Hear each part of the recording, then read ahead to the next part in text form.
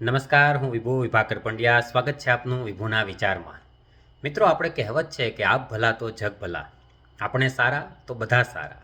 પરંતુ આજના સમયમાં આ કહેવત બધે જ એટલી સાચી નથી કે લાગુ પડતી નથી. આપણે ગમે તેટલી સારી રીતે શાંતિથી આપણું કામ કરીએ જઈએ છીએ. આપણી પર્સનલ લાઈફ, આપણી પારિવારિક લાઈફ બધું ખૂબ સારી રીતે આપણે જીવી રહ્યા છીએ, શાંતિથી જીવીએ છીએ. આપણે કોઈને હેરાન પરેશાન નથી કરતા.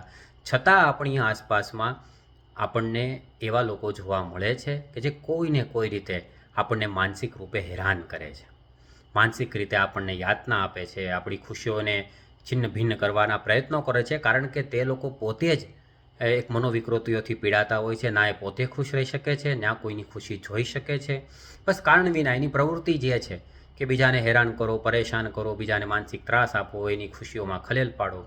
તો આવા જે કોઈ લોકો આપણી આસપાસમાં આપણને જોવા મળે, પછી એ ઘર હોય, પરિવાર હોય, વર્કપ્લેસ હોય કે સમાજ હોય, આવા લોકોથી બચવાની જરૂર છે. હા, બચવાની, પણ ડરવાની નહીં. બને ત્યાં સુધી આવા લોકોથી દૂર રહીએ જો આપણને તેની ઓળખ થઈ જાય તો.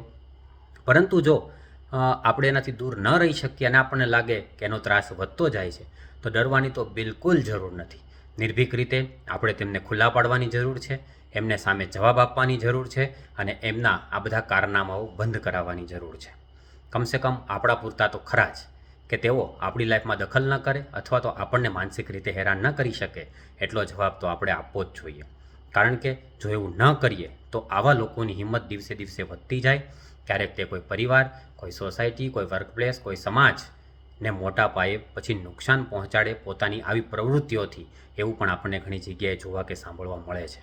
એટલે આવા લોકોથી બિલકુલ ડર્યા વિના એમને જવાબ આપવો જોઈએ. કારણ કે અસત્ય અથવા તો નકારાત્મકતા થોડા સમય માટે રાજ કરી શકે, પરંતુ છેલ્લે તો વિજય સત્યનો, હકારાત્મકતા અને નિર્ભીકતાનો જ થાય છે. ખૂબ ખૂબ આભાર.